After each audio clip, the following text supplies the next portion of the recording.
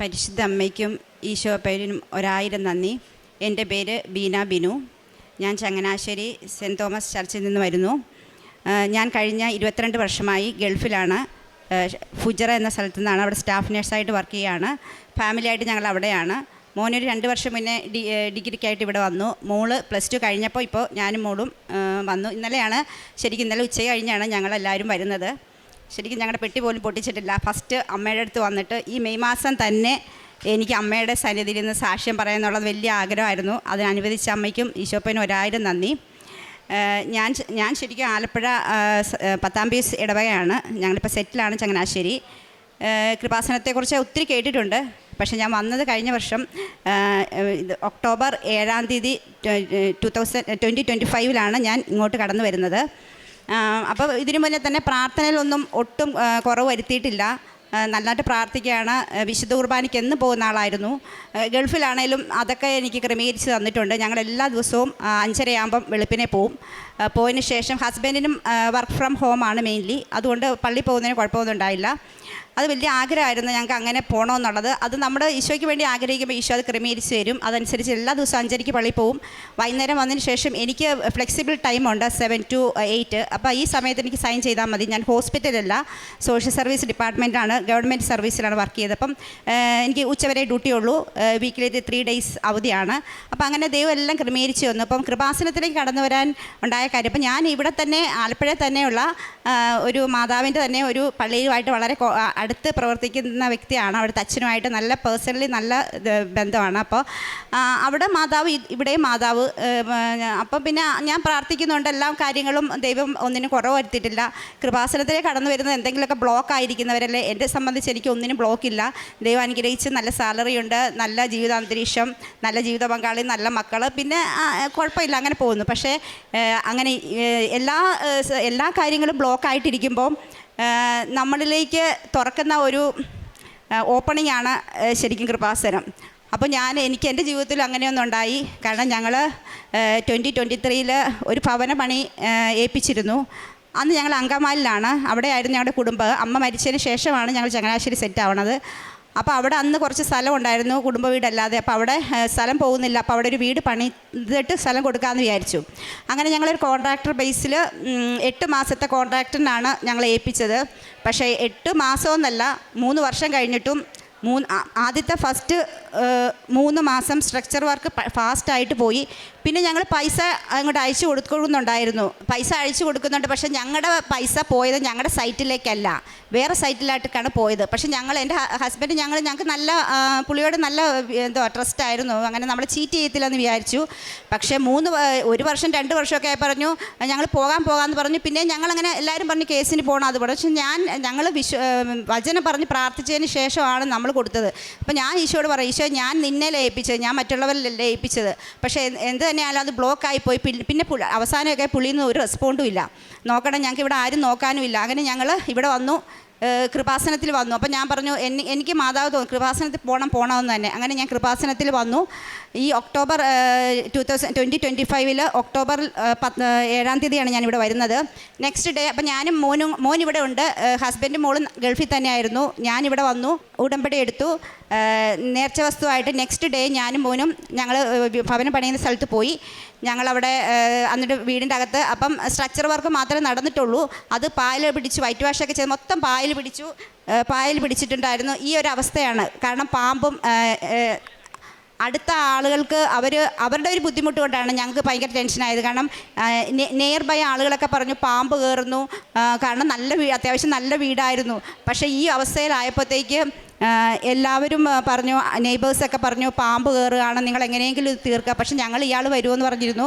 Anyway ഞങ്ങൾ ഞാനും മോനും കൂടെ പോയി ഈ മാതാവിൻ്റെ ഈ നേർച്ച വസ്തു ഉപ്പ് എല്ലായിടത്തും ഇട്ടു. തേർഡ് ഡേ ശരിക്കും ഭയങ്കര ഒരു അതിശയം.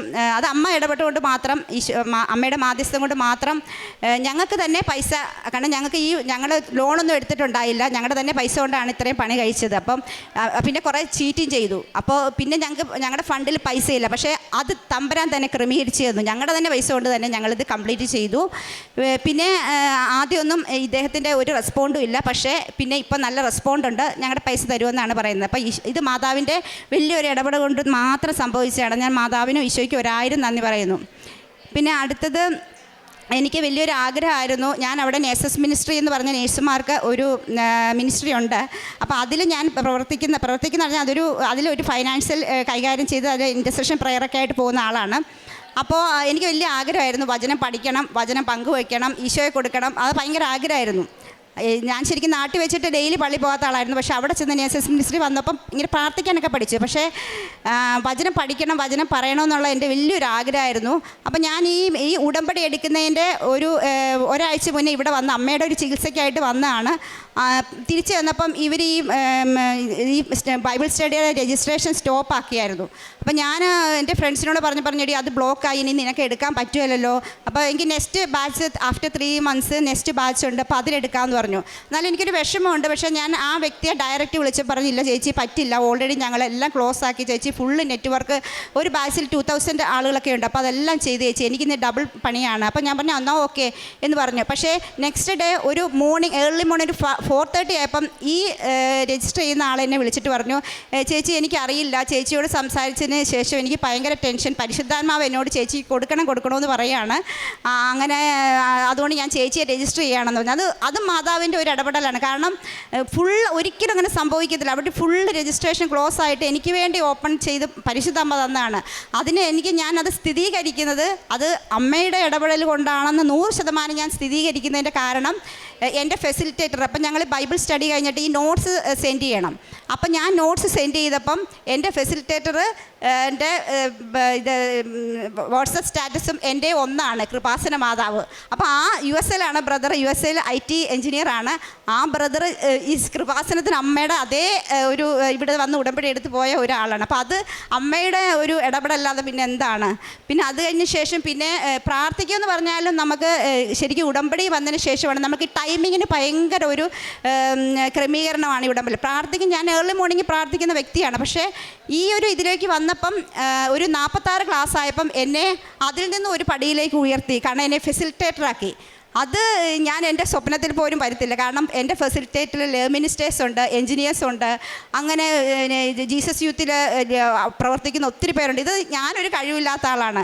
ഞാൻ BSc നേഴ്സൊന്നുമല്ല, ഞാൻ വെറും ഡിപ്ലോമയാണ്. പക്ഷേ ഈശോയോട് പ്രത്യേക ഒരു ഇതുണ്ട്, ഈശോയുടെ തമ്മിൽ ഒത്തിരി നേരം ഇരിക്കാൻ പറ്റുന്നുണ്ട്. അപ്പോൾ ഈ ഒരു ക്ലാസ്സിലോട്ട് വരാൻ അമ്മ എന്നെ ഉയർത്തിയതാണ്, ബൈബിൾ നീ പഠിക്കണം അല്ലെങ്കിൽ നീ പഠിപ്പിക്കണമെന്നുള്ളത്. അപ്പോൾ അത് കഴിഞ്ഞതിന് ശേഷം ഞാൻ പേഴ്സണൽ പ്രെയർ ചെയ്യുമെങ്കിലും എനിക്കൊരു ടൈമിംഗ് ഇല്ലായിരുന്നു. പക്ഷേ ഇതിന് ശേഷം പേഴ്സണൽ പ്രെയർ ഒരു അനുഭവമാണ് ജീവിതത്തിൽ. ശരിക്കും നമ്മൾ ഒരു മണിക്കൂറാണ് അതിൽ പറയുന്നത്. പക്ഷേ ഞാൻ 3-3.5 മണിക്കൂറൊക്കെ ഞാൻ ഈശോയുടെ മുന്നിൽ വെളുപ്പിനെ 3 മണിക്ക് ഇരിക്കണം. ടൈമിംഗ് ഉണ്ട് അതിന്, 3 to 4 അല്ലെങ്കിൽ 4. പക്ഷേ ഞാൻ 2:50 ആകുമ്പം വെളുപ്പിനെ 2:50 ആകുമ്പോൾ എന്നെ അമ്മ ഉണർത്തും. ഞാൻ എന്നിട്ട് കറക്റ്റ് 3 o'clock ആകുമ്പം ഞാൻ എൻ്റെ പായിലിരിക്കും. അത് ചിലപ്പം എനിക്ക് 3 days വീക്കിലി അവധിയായിരുന്നു. അപ്പോൾ ചിലപ്പം 1 മണിക്കൂർ, ചിലപ്പോൾ 2 മണിക്കൂർ, ചിലപ്പോൾ 3 മണിക്കൂർ, ചിലപ്പോൾ 4-5 മണിക്കൂർ ഈശോയായിട്ട് സംസാരിക്കുക. അത് പറഞ്ഞാൽ മനസ്സിലാകത്തില്ല. അത് ഉള്ളിൽ നിന്ന് വരുന്ന ഒരു ആനന്ദമാണ്. ശരിക്കും നമുക്ക് പൈസയൊക്കെ ഉണ്ട്. എനിക്ക് ശരിക്കും ഞാൻ ഇന്ന് റിസൈൻ ചെയ്താണ് ഇന്നലെ വന്നത്. എനിക്ക് ശരിക്കും 40,000 സാലറി ഉണ്ടായിരുന്നു സഹോദരങ്ങൾ. എന്ന് പറഞ്ഞാൽ ഇവിടുത്തെ ഒരു 3 ലക്ഷം രൂപ സാലറി ഉണ്ട്. പക്ഷേ അത് ഞാൻ റിസൈൻ ചെയ്തിട്ടാണ് വരുന്നത്. കാരണം 1-2 ഇൻറ്റൻഷനുണ്ട്. പക്ഷേ അത് ഈ സാലറി ഒന്നും ഈ പേപ്പറൊന്നും ഒന്നുമല്ല. തമ്പുരാൻ്റെ കൂടെ ഇരിക്കുമ്പോഴുണ്ടല്ലോ അത് കിട്ടുന്ന ആഗ്രഹം, നമ്മുടെ ഈ പൈസ ഉണ്ടല്ലോ ഒന്നിനും ഒരു വാലിറ്റി, അതിന് നമുക്ക് തുലനം ചെയ്യാൻ ഒന്നുമില്ല. അപ്പോൾ ഈശോയായിട്ട് സംസാരിക്കും. കുറേ കഴിയുമ്പോൾ അത് നമ്മുടെ ശരിക്കും വിശുദ്ധീകരണമാണ് ഈശോ ആഗ്രഹിക്കുന്നത്. വിശുദ്ധീകരിക്കാൻ നമുക്ക് ഈശോയെ കാണാൻ പറ്റുകയില്ല. ഞാനൊരു പ്രേക്ഷിതയാണെന്നുള്ള ആഗ്രഹം, ഞാനിവിടെ ഫസ്റ്റ് എന്നിട്ട് ഞാനിവിടെ വന്ന് ഞാൻ ഉടമ്പടി എടുക്കുമ്പം ഞാൻ ഈ വീടിൻ്റെ ഇത് വെച്ചിട്ടാണ് ഇവിടെ വരുന്നത് സത്യം പറഞ്ഞാൽ. പക്ഷെ ഞാൻ അവിടെ മേളിൽ പോയിരുന്നപ്പോൾ എനിക്കറിയില്ല, ഞാൻ എഴുതിയത് എനിക്ക് പരിശുദ്ധാത്മാവിനെ നിറയ്ക്കണം, എനിക്ക് വിശുദ്ധിയിൽ വളരണം, അങ്ങനെയാണ് ഞാൻ എഴുതിയത്. അപ്പോൾ എൻ്റെ വീടിൻ്റെ ശേഷം ഞാൻ മറന്നു. ഫസ്റ്റ് ഇതിൽ തന്നെ ഞാൻ എഴുതുന്നത് പരിശുദ്ധാത്മാവ് എന്നെ നിറയ്ക്കണം. കാരണം ഈശോ എന്നെ കണ്ടു, എനിക്ക് വചനം പഠിക്കാനുള്ളത് കണ്ടു. ഞാൻ വചനം പഠിക്കണമെങ്കിൽ അത് പ്രഘോഷിക്കണമെങ്കിൽ എനിക്ക് വിശുദ്ധി ഉണ്ടാകണം, അല്ലെങ്കിൽ എനിക്ക് ഈശോയെ കാണാൻ പറ്റില്ല. അപ്പോൾ ഞാൻ രാവിലെ ഈ പേഴ്സണൽ പ്രയറിൻ്റെ സ്റ്റാർട്ടിങ് തൊട്ട് എൻ്റെ ആത്മീയ തലവും എൻ്റെ മനസ്സാക്ഷിയുടെ തലവും പിന്നെ എൻ്റെ മനസ്സ്, എൻ്റെ അമ്മയുടെ ഉദരത്തിലായപ്പോൾ ഞാൻ ഏതവസ്ഥയിലാണോ ആ അവസ്ഥ തൊട്ട് ഇപ്പോൾ എനിക്ക് 51 ഏജായി. ആ അവസ്ഥ വരെ ഞാൻ ഓരോന്ന് വിശുദ്ധീകരിച്ച് പ്രാർത്ഥിച്ച് കഴിഞ്ഞ് പറയുമ്പോൾ പിന്നെ നമ്മളൊരു വചനത്തിനൊക്കെ പോകുമ്പോഴല്ലേ ശരിക്കും പരിശുദ്ധാത്മാവ് നിറഞ്ഞിട്ട് നമ്മൾ കിടക്കുന്നത്. ഞാൻ അവിടെ കിടക്കും, ഞാൻ താഴെ ഇരിക്കുള്ളൂ, ഞാൻ കിടക്കും. അത് കഴിഞ്ഞ് ഈശോയായിട്ടൊരു സംസാരം. അപ്പം ഈ കഴിഞ്ഞ ദിവസം ഞാൻ പറഞ്ഞു, ഈശോയെ എനിക്ക് നിന്നെ ഒന്ന് കാണണം ഈശോയെ, ഞാൻ നിൻ്റെ ശിഷ്യന്മാർ നിന്നോട് 1 മണിക്കൂർ ഇരിക്കാൻ പറഞ്ഞിട്ട് അവരിരുന്നില്ലല്ലോ, ഞാൻ 4-5 മണിക്കൂർ നിൻ്റെ ഒപ്പം ഇരിക്കുന്നു, പിന്നെ ഫുൾ ടൈം ഫെസിലിറ്റേറ്റർ ആയതുകൊണ്ട് ബൈബിളുമായിട്ടാണ്, എനിക്ക് നിന്നെ ഒന്ന് കാണണം. അപ്പോൾ ഈശോ പറയാണ്, എൻ്റെ എടിയെ, എന്നോട് ഞാൻ കേട്ടതാണ്, എൻ്റെ എടിയെ, ഞാൻ നിന്നോട് വന്നാൽ നീ എന്നെ കാണുവാണെങ്കിൽ നിനക്ക് നീ ഇവിടെ കിടക്കത്തില്ലേ? അപ്പം ഞാൻ പറഞ്ഞു, ഓക്കെ, അത് വേണ്ട, എങ്കിൽ നീ എനിക്ക് എന്തെങ്കിലും ഒരു അടയാളം കാണിച്ചതാ. അപ്പം കൊടുങ്കാറ്റടിക്കുന്ന പോലെ ഒരു കാറ്റ് എൻ്റെ ചെവിയിൽ വന്നിട്ട് എൻ്റെ ചെവി അടഞ്ഞുപോയി. അപ്പം എനിക്ക് അപ്പം ഞാൻ പറഞ്ഞു, ഓക്കെ ഈശോയെ, ഞാൻ എവിടെ പോയാലും ഈശോയെ ഞാൻ പോവുകയാണ്, എനിക്ക് വലിയ പ്രാർത്ഥനയൊന്നുമില്ല, അമ്മേ പോവാണ്, എല്ലാം നീ തന്നെ ഞാൻ തന്നിട്ടുണ്ട്, നീ ചെയ്തോണം, അങ്ങനെ പറഞ്ഞാൽ പോകുന്നത്. ചിലത് നടക്കത്തില്ല, പക്ഷേ വേണ്ട, അത് ഈശോയുടെ ഹിതം, അത് നടക്കണ്ടെന്നാണ് ഈശോയുടെ ഹിതം. അപ്പോൾ അത് നടക്കില്ല, പക്ഷെ നല്ലത് മാത്രമേ തമ്പുരാൻ തരുള്ളൂ. അങ്ങനെ പിന്നെയാണെങ്കിൽ വേറൊരു ടെസ്റ്റ് മണി എന്ന് പറയാനായിട്ട് ഞാൻ പറഞ്ഞല്ലോ റിസൈൻ ചെയ്തെന്ന്. മോള് +2 കഴിഞ്ഞു. അപ്പോൾ എൻ്റെ വലിയ ആഗ്രഹമാണ് ഒരു 50 വയസ്സൊക്കെ ആകുമ്പോൾ തിരിച്ചു വരണം. എത്ര സാലറി ഉണ്ടായാലും എനിക്ക് എൻ്റെ മാതാപിതാക്കളെ ശുശ്രൂഷിക്കണം. അവരുടെ ആ ലാസ്റ്റ് സ്റ്റേജൊക്കെ, എൻ്റെ അമ്മ 2 പ്രാവശ്യം ക്യാൻസർ കഴിഞ്ഞു, പക്ഷേ ഇപ്പം 100 ക്യൂറാണ്. എനിവേ എന്നാലും എനിക്ക് മോളുടെ +2 കഴിഞ്ഞവരെ അവിടെ നിൽക്കാൻ താല്പര്യമുള്ളൂ. ഇവിടെ വരുമ്പം അമ്മയെ അച്ചാച്ചനെ കൂടെ നോക്കണം എന്നൊക്കെയുള്ള വലിയ ആഗ്രഹമാണ്. പക്ഷേ ഇത് എല്ലാവർക്കും ആഗ്രഹം ഉണ്ടെങ്കിലും നടക്കുന്നത് ഇതാണ്. പക്ഷേ അതിന് വേണ്ടിയിട്ട് എനിക്ക് അതിനെല്ലാം സാഹചര്യം, കാരണം ഞാൻ ഈശോയെ കൊടുക്കണം, ഈശോ അറിയണം. നമ്മൾ മാതാപിതാക്കളെ നമ്മൾ ശുശ്രൂഷിക്കുമ്പോൾ അത് ഈശോയുടെ, ഇന്നത്തെ കാലത്ത് എല്ലാവരും അവിടെ ഇവിടെ ഹോം നേഴ്സിന് എനിക്ക് വേണമെങ്കിൽ ഒരു ഹോം നേഴ്സ് നിർത്താം, അത് വേണ്ട, ഞാൻ ചെയ്യണം. എന്നെ അമ്മ ഹോം നേഴ്സിന് നിർത്തിയല്ലോ എന്നെ നോക്കിയത്, അവരുടെ അത് നമ്മളെ കഷ്ടപ്പാടെല്ലാം സഹിച്ചു. അപ്പോൾ എനിക്കും തിരിച്ചു വേണമെന്ന് ഭയങ്കര ആഗ്രഹമായിരുന്നു. അതിന് എൻ്റെ ഹസ്ബൻഡിനാണ് ഞാൻ 100% നന്ദി പറയുന്നത്. കാരണം എനിക്ക് ഇത്രയും വലിയൊരു സാലറി ഉണ്ടായിട്ട്, നല്ല ജോലിയായിരുന്നു സഹോദരങ്ങളെ. ആഴ്ച 3 ദിവസം അവധിയായിരുന്നു, ഗവൺമെൻറ്റിലായിരുന്നു. എനിക്ക് Friday Saturday Sunday 3 days holiday ആയിരുന്നു. ഉച്ചവരെ ഡ്യൂട്ടിയുള്ളൂ. 45 ഡേയ്സ് പെർ ഇയർ ലീവുണ്ട്. സാലറി അവിടെ നേഴ്സുമാർ ഏകദേശം വാങ്ങിക്കുന്ന ഏറ്റവും ഹയസ്റ്റ് സാലറിയാണ് ഞാൻ വാങ്ങിച്ചുകൊണ്ടിരുന്നത്. പക്ഷേ എന്നിരുന്നാലും ഈശോ അറിഞ്ഞു കഴിഞ്ഞപ്പോൾ ഇങ്ങനെയൊക്കെ ഈശോ നമ്മളെ ഒരുക്കുകയാണ്. അപ്പോൾ അത് ദൈവനെ ഒരുക്കി. പിന്നെ എൻ്റെ സെറ്റിൽമെൻറ്റിൻ്റെ കാര്യം, ഈ തേഴ്സ്ഡേ ആണ് ഞാൻ ടിക്കറ്റ് എടുത്തത്. ഇപ്പം നോർമലി ഷാർജയിൽ ഇങ്ങനൊരു ഇത് കിട്ടത്തില്ല, കാരണം 6 മാസം 7 മാസം വേണം നമ്മുടെ സെറ്റിൽമെൻറ്റ് വരാൻ. അപ്പോൾ ഗവൺമെൻറ് സർവീസ് ആണല്ലോ, അപ്പോൾ അത് ഇച്ചിരി സെറ്റിൽമെൻറ്റ് ഉള്ളതുകൊണ്ട് ടൈം എടുക്കും. അപ്പം ഞങ്ങൾക്ക് ഇപ്പം അവിടെ അറിയാമല്ലോ നമുക്ക് മിസൈൽ ഇതിൻ്റെയൊക്കെ ഉണ്ട്. അപ്പം ഞങ്ങൾക്ക് 1 മാസം നിന്നായിരുന്നു, 2 വീക്സൊക്കെ വലിയ കുഴപ്പമില്ല. ഇപ്പോൾ 3 ഡേയ്സ് പിന്നെയും ഒരു മിസൈൽ ആക്രമണം ഉണ്ടായി.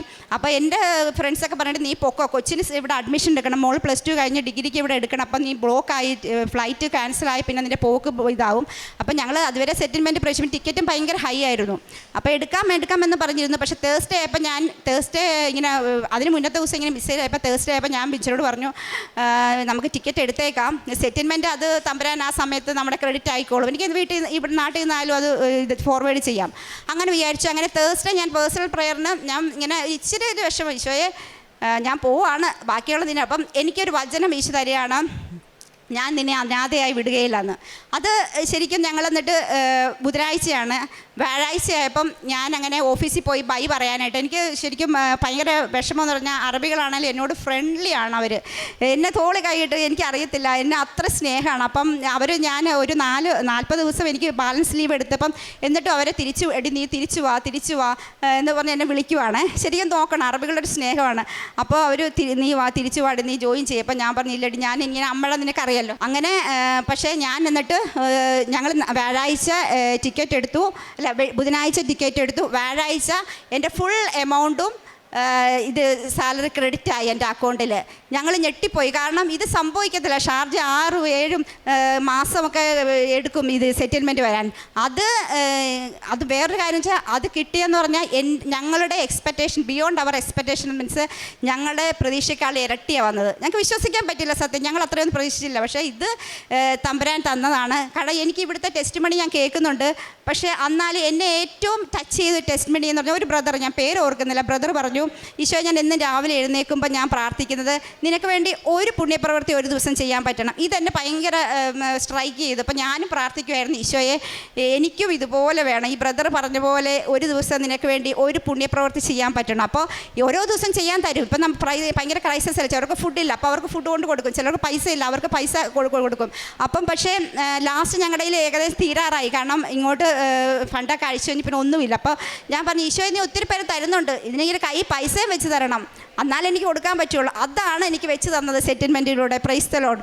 അപ്പോൾ ഈശോ ശരിക്കും നമ്മൾ ഈശോയോട് ചേർന്ന് നിൽക്കുമ്പോൾ നമ്മുടെ കാര്യങ്ങളെല്ലാം ഈശോ തന്നെ ക്രമീകരിക്കും. ഹസ്ബൻഡിന് 1 മന്ത് കഴിഞ്ഞ് തിരിച്ചു പോകണം, പക്ഷെ ഞാനും കുട്ടികളും ഇവിടെ സെറ്റിലാണ്.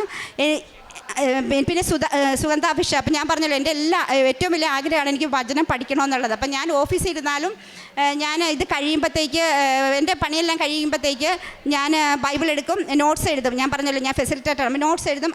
പിന്നെ അപ്പോൾ എനിക്ക് കിട്ടിയ ബോധ്യങ്ങളൊക്കെ എഴുതി വെക്കും. അപ്പോൾ ഓഫീസിൽ വെച്ചിട്ട് എനിക്ക് ഭയങ്കര സ്മെല്ല്, അപ്പം ജാസ്മിൻ്റെ സ്മെല്ലല്ല, അപ്പോൾ എനിക്ക് ഭയങ്കര സ്മെല്ല്. അപ്പം ഞാനോർത്ത് ഈ ലോക്കൽസ് എപ്പോഴും ഈ സ്പ്രേ അടിക്കും. ഞാനോർത്തു അവരുടെ സ്പ്രേ അയക്കുന്നു, അവിടെയൊക്കെ ഞാൻ അവരോടൊക്കെ ചോദിച്ചു, നിങ്ങൾ ആരെങ്കിലും സ്പ്രേ അടിച്ചോ? ഇല്ലടി.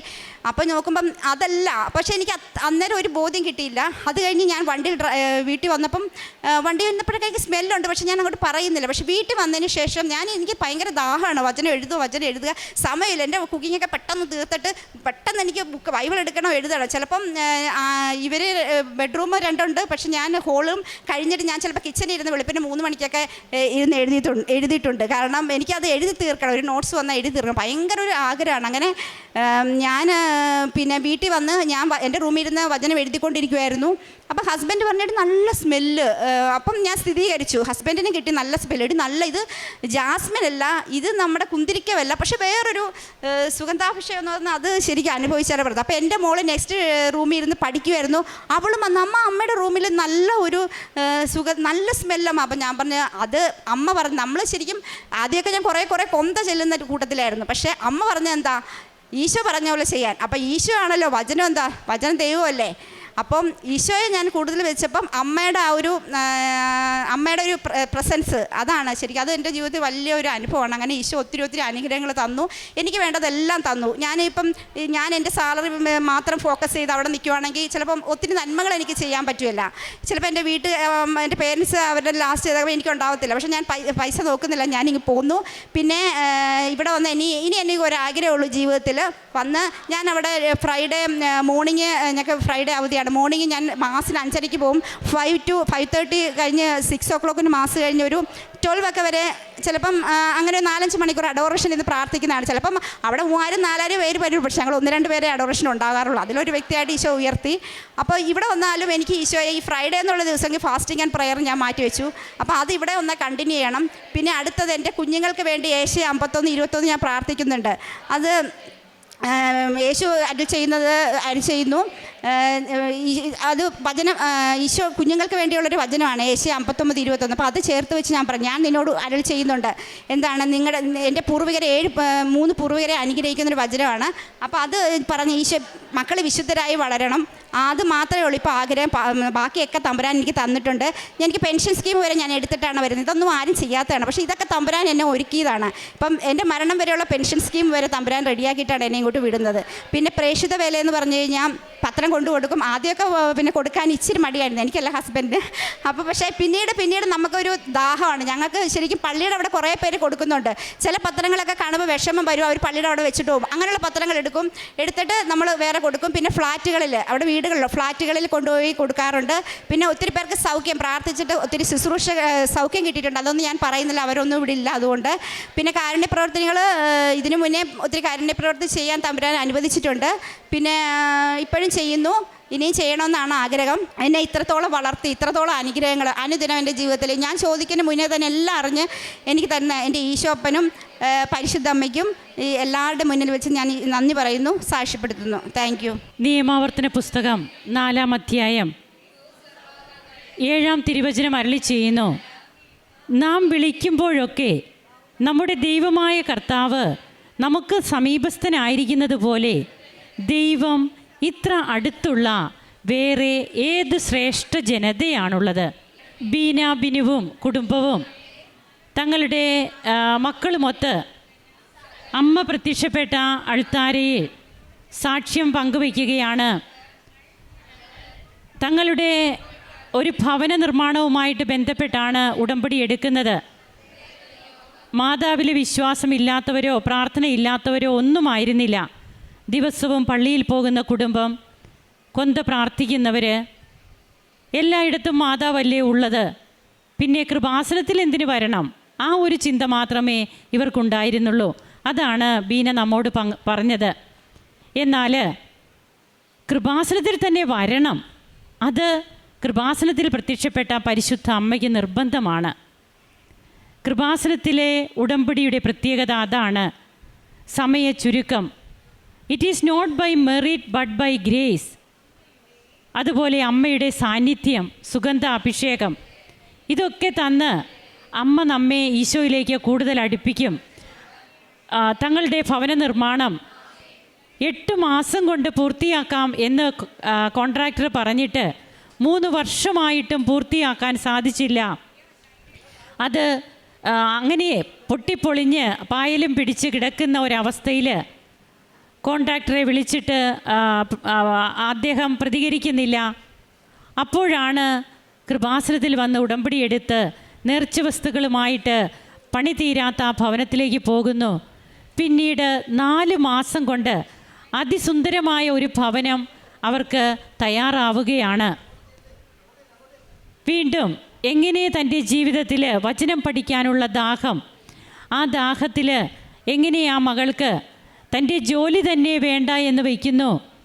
തൻ്റെ മാതാപിതാക്കളെ ശുശ്രൂഷിക്കുന്നതിന് വേണ്ടിയിട്ട്, അവർക്കൊരു കൈത്താങ്ങാകുന്നതിന് വേണ്ടിയിട്ട് എത്രയോ ലക്ഷം സാലറിയുള്ള ആ ജോലിയൊക്കെ വേണ്ട എന്ന് വെച്ച് റിസൈൻ ചെയ്ത് നാട്ടിലേക്ക് വരികയും പിന്നീട് അതിൻ്റെ സെറ്റിൽമെൻറ്റ്, അത് ഷാർജ ഗവൺമെൻറ്റിൻ്റെ കാര്യമൊക്കെ ഈ മകൾ തന്നെ നമ്മോട് പങ്കുവെച്ചു.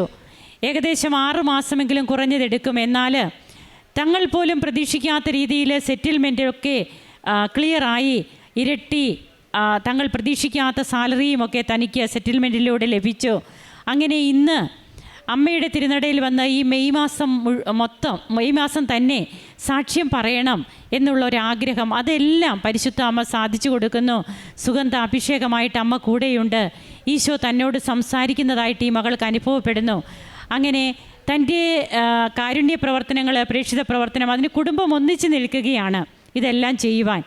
അങ്ങനെയൊക്കെ ഇന്ന് ഈശോയ്ക്ക് സാക്ഷിയായി ഈ കുടുംബം മാറുമ്പോൾ തീർച്ചയായും നമുക്കും അഭിമാനിക്കാം. അതായത് ഈശോയുടെ വചനത്തിൽ നാം വിളിക്കുമ്പോഴൊക്കെ ദൈവം ഇത്ര സമീപസ്ഥനായിട്ടുള്ള വേറെ ഏത് ശ്രേഷ്ഠ ജനതയാണുള്ളത് എന്ന് തിരുവചനം നമ്മോട് പങ്കുവെച്ചു. അതോടൊപ്പം തന്നെ സാമുവേലിൻ്റെ 2-ാം പുസ്തകത്തിൽ ദാവീദ് ഇപ്രകാരം പ്രാർത്ഥിക്കുന്നുണ്ട്. 29-ാം തിരുവചനത്തിൽ, അടിയൻ്റെ കുടുംബം അങ്ങയുടെ മുൻപിൽ നിന്ന് ഒരിക്കലും മാറിപ്പോകാതിരിക്കേണ്ടതിന് അതിനെ അനുഗ്രഹിക്കാൻ തിരുവുള്ളമാകണമേ. ദൈവമായ കർത്താവെ, അങ്ങ് വാഗ്ദാനം ചെയ്തിരിക്കുന്ന അവിടുത്തെ അനുഗ്രഹത്താൽ അടിയൻ്റെ കുടുംബം എന്നേക്കും അനുഗ്രഹീതമാകും. 2 സാമുവേൽ 7:29 നമുക്കിത് കാണുവാൻ കഴിയുക. തീർച്ചയായും ദൈവത്തോടൊത്ത് നാം സഞ്ചരിക്കുമ്പോൾ ദൈവം നമ്മെ തേടി വരും. നമുക്ക് വേണ്ടി കൃപയുടെ കവാടങ്ങൾ തുറന്നു തരും. നമുക്ക് ഈ ഭവനത്തെ സമർപ്പിച്ച് ഇവർക്ക് കിട്ടിയ എല്ലാ കൃപകൾക്കും ദൈവത്തെ മഹത്വപ്പെടുത്താൻ കരങ്ങളടിച്ച് ഈശോയ്ക്കും അമ്മയ്ക്കും നന്ദി പറയാം. യേശുവേ നന്ദി, യേശുവേ സ്തുതി, യേശുവേ ആരാധന. അത്യപൂർവ ദൈവാനുഭവങ്ങൾ ഇനി നിങ്ങൾക്കും സ്വന്തം. ഈ യൂട്യൂബ് ചാനൽ ഇതുവരെ സബ്സ്ക്രൈബ് ചെയ്തിട്ടില്ലെങ്കിൽ ഇപ്പോൾ തന്നെ സബ്സ്ക്രൈബ് ചെയ്യുക. ഈ വീഡിയോ ഇപ്പോൾ തന്നെ നിങ്ങളുടെ സുഹൃത്തുക്കൾക്ക് ഷെയർ ചെയ്തുകൊണ്ട് കർത്താവിൻ്റെ പ്രേക്ഷിതരാകുക.